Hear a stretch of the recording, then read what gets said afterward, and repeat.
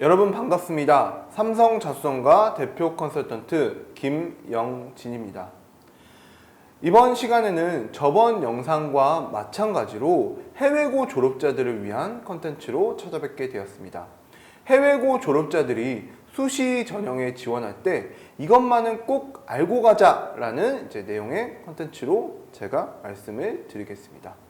자, 대부분의 학생들이 어떻게 보면은 당연한 이야기일 수도 있겠지만 해외고 졸업자들이 일반 수시를 지원할 때 많이 좀 주의했으면 하는 점 또는 주의를 많이 안 하는 점에 대해서 제가 크게 한 5가지 정도의 포인트를 찝어서 말씀을 드리겠습니다.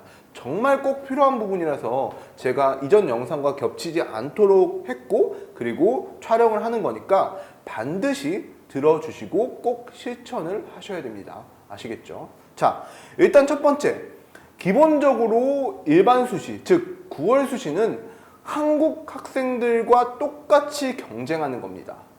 아시겠죠? 한국 학생들하고 똑같은 동일선상에서 경쟁을 하는 거지 학생부 종합전형이라고 해서 해외고 출신만 따로 뽑냐? 해외고 졸업자 수시라고 해서 따로 뽑는 거 아니냐? 이렇게 생각하시면 안 됩니다. 여러분. 자, 그렇기 때문에 대부분의 학생들이 이렇게 질문을 해요. 해외고 졸업자들이 수시 전형, 그러니까 학생부 종합 전형에 거의 못 붙는다는데 그게 진짜인가요? 라고 이런 식으로 많이 질문을 해요. 네, 진짜입니다. 실제로 1000명 중에서 한 5명, 6명 정도가 해외고 출신이에요. 보통적으로. 그 정도라고 생각하시면 되고 굉장히 작습니다. 그 이유는 뭐냐면 학생들이 해외고 출신이라서 안 뽑히는 게 아니라 본인이 한국 학생들하고 경쟁해서 지는 겁니다. 아시겠죠? 자, 그래서 수시에서 일반 수시는 마찬가지 한국 학생들과 똑같은 선상에서 경쟁을 하는 거라고 보시면 됩니다. 자, 일단 두 번째, 제가 또 두 번째로 말씀드리고자 하는 것은 특례 전형보다 무조건 한 단계 더 낮춰서 지원을 하셔야 됩니다. 아시겠죠? 그리고 특례 전형보다 당연히 경쟁은 훨씬 더 치열하고 어렵습니다. 무슨 말인지 아시겠죠? 특례 전형은 말 그대로 자격 조건이 되는 친구들만 지원을 해요. 그래서 정말 까놓고 말해서 공부를 조금 못하는 학생들도 열심히 공부를 하면은 인서울 하위권 대학은 무조건 보낼 수가 있어요, 사실. 저도 항상 학부모님들한테 그렇게 말해요.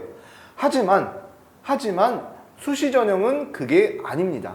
일반 수시는 한국 학생들하고 똑같이 경쟁을 하는 것이고 그렇기 때문에 더욱더 많은 표본이 있어요. 한 60만 명의 수험생하고 경쟁을 하는 겁니다. 일단은 경쟁이 더 치열하게 생각을 하셔야 되고 당연히 그 학생들이 한국 학생들은 대체적으로 뭐예요? 내신이나 이런 것들 공부를 굉장히 열심히 합니다. 굉장히 열심히 하기 때문에 커트라인도 상당히 높습니다.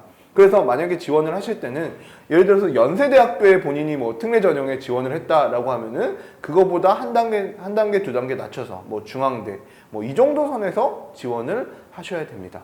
아시겠죠? 연세대학교에 똑같이 어쨌든 연세대학교에 특례 전형에 지원을 했던 학생이 무조건 연세대학교에 이제 일반 수시도 붙을 가능성이 있냐라고 했을 땐 가능성이 사실상 좀 낮다고 보시면 되겠습니다. 자, 일단 세 번째. 제가 또한 세 번째 말씀드릴 내용은 특례 전형에 대한 결과를 어느 정도 보고 결정을 하시기 바랍니다.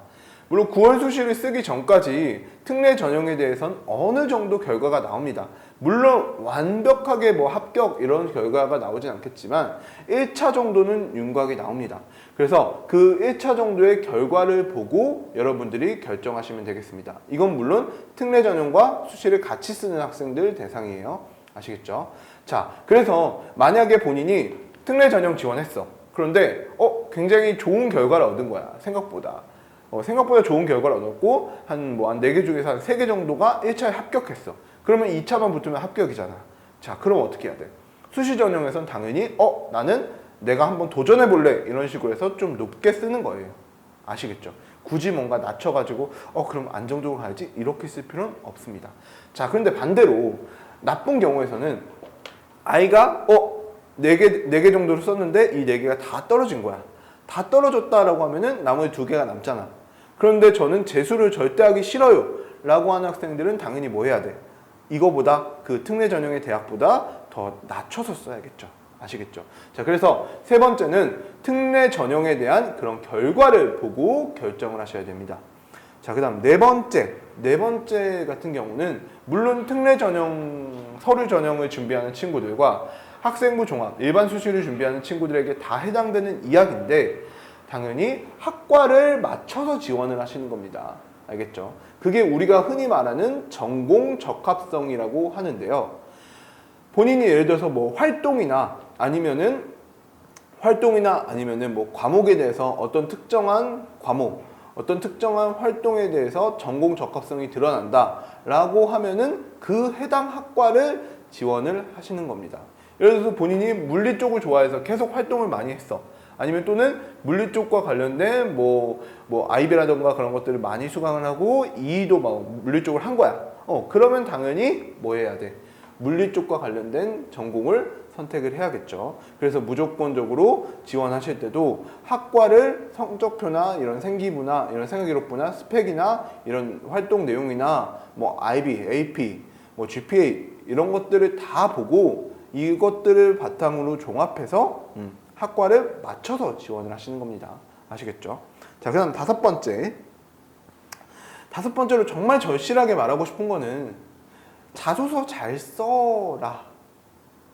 이거예요. 알겠죠? 대부분의 학생들이 사실상 많이 떨어지고, 그다음 저도 요즘에 계속 학부모님들 통화하면서 안타깝다고 느낀 점 중에 하나 뭐냐면, 특히나 해외고 졸업한 이런 수시전형 지원하는 친구들이 자소서의 중요성을 몰라. 그냥 자소서 이런 것들은 그냥 안 쓰거나 아니면은 무슨 뭐 컨설팅 받는 것만 중요하다라고 생각을 하는 거야. 물론 컨설팅을 받아가지고 뭔가 6개 대학에 대해서 정확한 전략을 짜고 그 다음 지원 전형을 이제 정확하게 가이드를 잡고 그렇게 방향성을 정하는 건 매우 중요하겠죠. 하지만 대학을 가는 건 뭐예요? 기본적으로 수시 전형은 딱 3가지밖에 없어요. 내신이라고 하는 건 여러분들 IB, AP, GPA에 해당하는 점수겠죠. 그쵸? 그리고 또 생활기록부, 활동 내용. 물론 해외고 친구들은 뭐 한국 학교가 아닌 이상 생활기록부가 그렇게 한국식으로 되지 않았을 테니까 뭔가의 활동 액티비티에 대한 뭐 그런 것들이겠죠. 그리고 마지막으로는 자소서. 이 3가지가 합격의 당락을 좌우합니다. 내신하고 활동 내용 이런 것들은 어쩔 수가 없죠. 그럼 뭐 해야 돼? 당연히 자소서 잘 써야 됩니다. 그래서 5번째로 제가 정말 당부해드리고 싶은 것은 자소서를 잘 쓰도록 노력을 해야 됩니다. 저도 해외고 학생들 정말 많이 컨설팅을 해봤는데 9월 수시 준비하는 학생들 자소서 정말 개판으로 씁니다. 정말로요. 정말 안 합니다. 공부도 그렇고. 그런 학생들이 많기 때문에 당연히 한국 학생들하고 경쟁이 돼 안 돼? 절대 될 수가 없죠. 아시겠죠? 제가 이렇게 강조해서 말합니다. 반드시 자소서는 잘 써서 노력을 하셔야 됩니다. 자, 아시겠죠? 자, 지금 여기까지는 해외고 졸업자 친구들이 수시 전형에 대해서 꼭 주의했으면 좋겠는 점 5가지만 제가 꼽아서 말씀을 드렸습니다. 아시겠죠? 자, 이 부분 꼭 잘 봐주시고 제가 괜히 영상을 찍는 게 아니니까요. 저도 바쁜 사람이에요. 괜히 영상 찍는 게 아니니까 여러분들 잘 보시고 꼭 실천하시기 바랍니다. 추가적인 컨설팅에 대한 문의나 아니면 궁금한 사항들이 있으시다면 저희 삼성자소서관 컨설팅 홈페이지를 방문해 주시거나 아니면 저희 강남삼성학원을 통해서 문의 주시면 제 이름을 찾고 문의를 주시면 제가 이제 시간 잡아서 상담을 해 드리도록 하겠습니다. 네, 여러분 감사합니다.